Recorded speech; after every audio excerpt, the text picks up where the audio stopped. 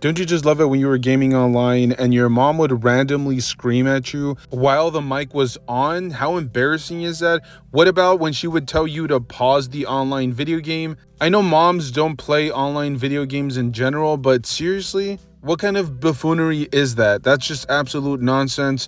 Let's sit down and think for a second, okay, mom? And even though your mom is a complete buffoon when it comes down to gaming, you should still love her, okay? Just on a side note. Anyways, let's get straight into today's video. I actually wanted to talk about a couple of new announcements from Todd McFarlane himself for his new Page Punchers line. And every time I'm ready to jump off, every time I'm ready to just completely abandon the McFarlane DC line, he does something like this that completely blows me away.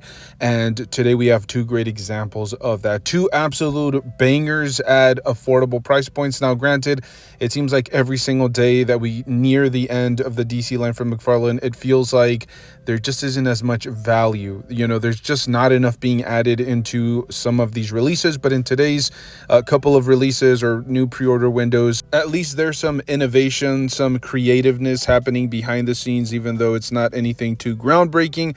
But I actually like both of the releases. First off, we have the 0 Hour Superman. This is a good solid addition into the DC universe. If you like this look, if you love the head sculpt, if you love that flowing long hair, I think this is right up your alley. And let's not forget, there are a lot of people, or collectors I should say, that really gravitate towards this style of Superman, even if they're not necessarily a huge fan of the storyline, but at least the look, the design, a lot of people love it. And I appreciate the fact that McFarlane did not go back to that ugly, hideous, old school like Action Comics 1000 Superman.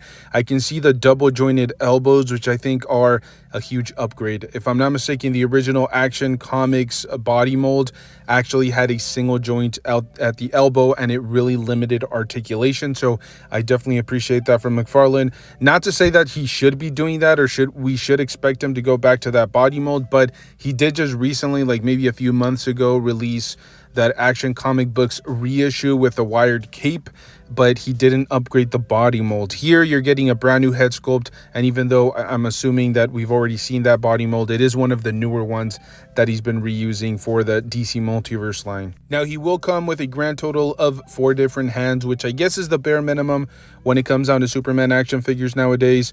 It's very frustrating when you just get 2 fisted hands. Here you will get the sprawled out, wide open, like in-flight hands. Unfortunately, those things are absolutely massive. I don't think that they necessarily fit too well with Superman. It feels like we've been getting those same hands over and over, and people have griped about them in the past, and for some unknown reason, McFarlane has just decided to leave them there. Very frustrating, a huge missed opportunity.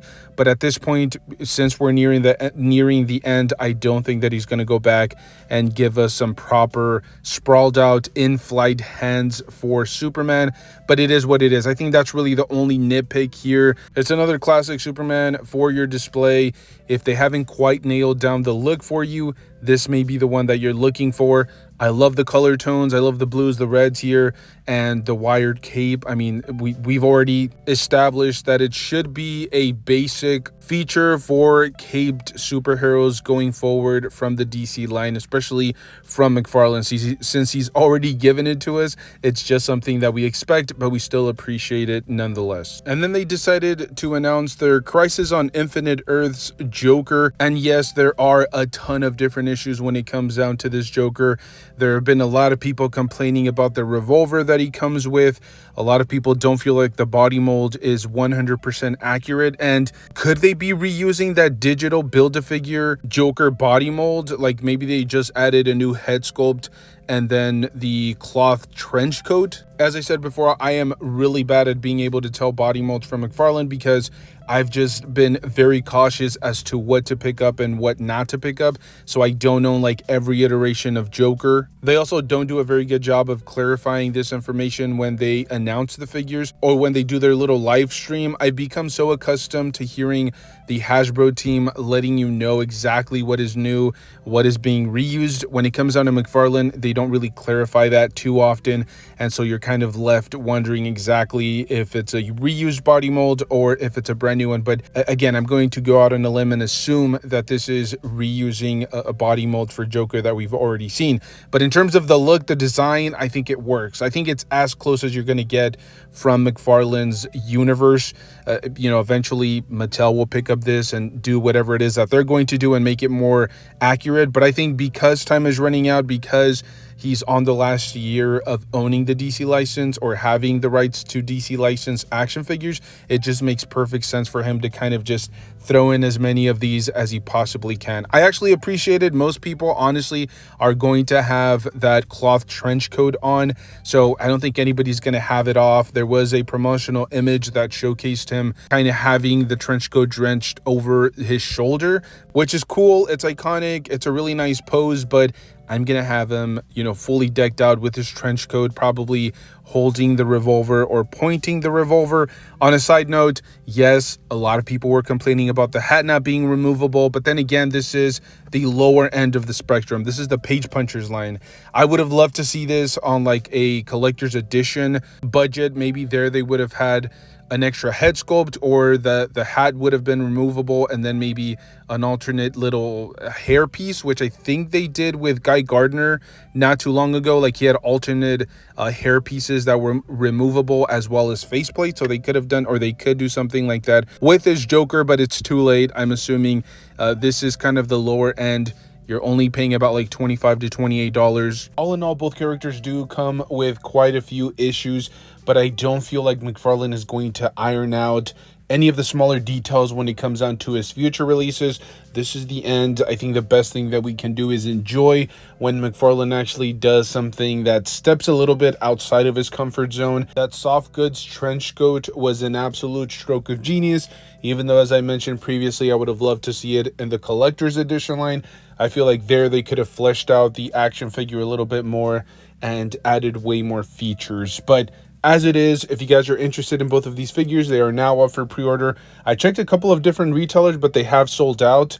However, this feels like one of those that will linger. You will be able to find it in store. For the most part, I think almost everything that McFarlane has been throwing up for pre-order, I end up running across it at like a Target or a Walmart. So even though they are selling online, I think in person, they're usually pretty well stocked up. Now, before we end today's video, I actually did want to talk about a much smaller action figure manufacturer. At least I think they're much smaller, because I haven't really heard too much about them, and they kind of popped up on my radar, and I thought we would talk about them because they're pretty interesting to me. I don't necessarily feel like they belong in any one of my displays or they belong into my collection per se, but they're just really cool, fantastic looking collectibles, and I decided to show them a little bit of love. There's a new action figure line called Combatants Fight for Glory, and as I mentioned previously, this is brand new to me. And the first figure that popped up on my search results was, well, this figure. I'm not even going to try to pronounce the name for this character, but it's this big giant reptilian looking creature.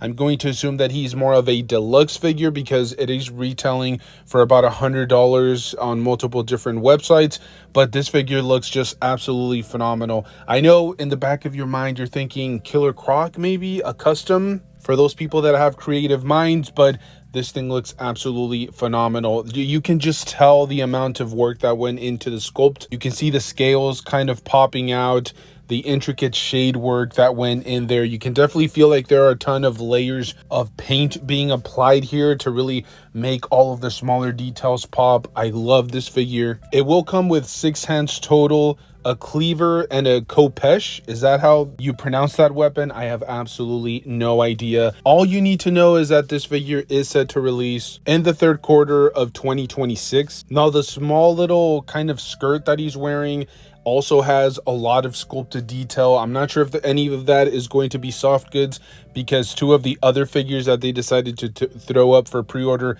do come with soft goods. However, here it doesn't appear that it does have any, but again, just very intricate paintwork all around. And it is worth mentioning that there are 2 promotional images where the mouth is either closed or opened. I'm going to assume that it's an articulated jaw, because nowhere in the description does it mention anything about an alternate head sculpt. Now, I will say, as beautiful as the figure looks, you can definitely see that the articulation is going to be incredibly hindered. Like the joint at the elbow doesn't seem to get a ton of movement, or the range of motion is not going to be like outside of this universe. Same thing with the mid torso articulation. It appears like it's going to be mostly minimal. It's like a big giant articulated statue, but that's kind of what you get at that particular size. It does say it's a 1/12 scale, but it's posed next to other figures that I'm assuming are closer to 6 inch. So we can assume that it's probably going to be like 8 to 9 inches, depending on the angle of the picture, because I can't really tell. And in the description, they really didn't go into too much detail in terms of the size of the figure. All it says, it's supposed to be a big giant figure that fits into a 1/12 collectible display. Then we have Barbarian the Mercenary, and I guess he also has a name, but look at me. Does it look like I know how to pronounce advanced names like that? I have no idea, but this figure will come with quite a few different accessories. It will come with 8 hands total, an alternate head sculpt, a sword, a war axe, a hatchet, a buckler. The helmet is also removable, as well as that fur torso armor, so it gives you a ton of different options on how to display the figure. There is like a screaming alternate head sculpt that just kind of adds another layer of intricacy to the figure. Then you have the weapons, and I have to say, even the weapons look incredibly detailed and very finely sculpted. I just love the way that they put this figure together. It is worth mentioning the fur is soft goods, so it's not just like sculpted plastic. All in all, as I said, it doesn't necessarily fit into like a ton of different displays, but I just love the way that the figure is designed. It's sculpted incredibly well. The articulation appears to be there. This is a very fun and exciting figure for people that just want a cool armored action figure from that particular era. This one on Big Bad Toy Store is retailing for $69.99, and it also has that same release date of the third quarter of 2026. So there's definitely time for you guys to be able to pick up this figure if you guys are interested. Now, there is somewhat of a variation on this particular figure. I did kind of go through all of it. I couldn't really tell if everything is reused, but for the most part, I'm assuming like the main part of the torso is reused. I think the bottom portion of the boots may be reused, and then maybe the arms. I think the forearms are brand new, and then the legs may be brand new. And I guess this character's name is Bronthok the Bearhead. I'm not sure if that's how you pronounce his name, and honestly, if I mispronounced it, I sincerely apologize. But then simultaneously, why are you making these names so difficult to pronounce? I guess people would be named something like that during that time frame, but still, my tiny reptilian brain cannot handle that level of difficulty. This figure will include a hatchet, 2 small axes, tall axe, a maul, torso armor, as well as a removable helmet, 8 pairs of hands total, and then an alternate head sculpt. And the first thing that I thought of when I saw this particular action figure, it kind of reminds me of like a Big Lebowski if he was like in really good shape. That's where my mind went. Jeff Bridges in action figure form. If you want a Jeff Bridges that is kind of like a Viking on the side or something like that, this is right up your alley. I love this figure. As I mentioned prior, there may be some reuse across both of the previous figures that I just mentioned, but that's okay because there's so many extra accessories and there's a ton of variation between the two. Honestly, if you display both of them in your collection, most people wouldn't even be able to tell the difference between the two. And not everything is reused. Like I said, I'm assuming that certain limbs or certain pieces of the body, like maybe the entire torso, is reused, but that's okay, especially for a small little studio like this. You kind of expect that pretty consistently. Same release date, about the same price point, $69.99. And I know I already gave them their flowers about like fantastic sculpt work and paint job and all of that nonsense, but just the simple little things here when it comes down to these figures, like the wrappings around the wrists and the forearm, the boots, all of that just have like that extra amount of detail that I think really bring this figure to life. And you can see why the price point is what it is. I definitely feel like the quality is there. I mean, obviously I haven't held the figure in hand yet, but at least you can see that there's some attention to detail. The accessories are there, the sculpt work, the articulation points. I think this particular line has a very bright future ahead of it. And this is a brand new original IP. They're not basing it on anything. It's not something that you have to go back and like read a ton of comic books or watch a ton of movies or animated series. This is kind of its own thing. You read a little brief description, or don't read it, because this is America, right? Not many people read anymore. You can just grab the figure and pose it around and throw it into whatever display that you feel like it fits into. Regardless, the pre-orders are now open. You guys can pick them up. Thank you guys so much for tuning in. I don't even know where this video was necessarily headed. I started off with DC and then just kind of went off the deep end, but that's kind of what we do here. We talk about action figures. I've said it before and I'll say it again. I want to start covering more smaller action figure manufacturers or smaller studios, even if I'm not familiar with them and I can't pronounce their names and I have no idea where these guys are coming from. But still, when a good action figure pops up on my feed or on my radar, I will talk about them, because that's what we do. Have you not been around here? I don't know. Anyways, all jokes aside, thank you guys for tuning in. Make sure to stay tuned. We are uploading on a daily basis. It's really fatiguing and tiring, but we absolutely love it. Thank you guys for tuning in. Stay safe out there. Make sure to enjoy the hobby. Pose your action figures. Play around with them. Stay safe out there, and I'll see you guys in the next one.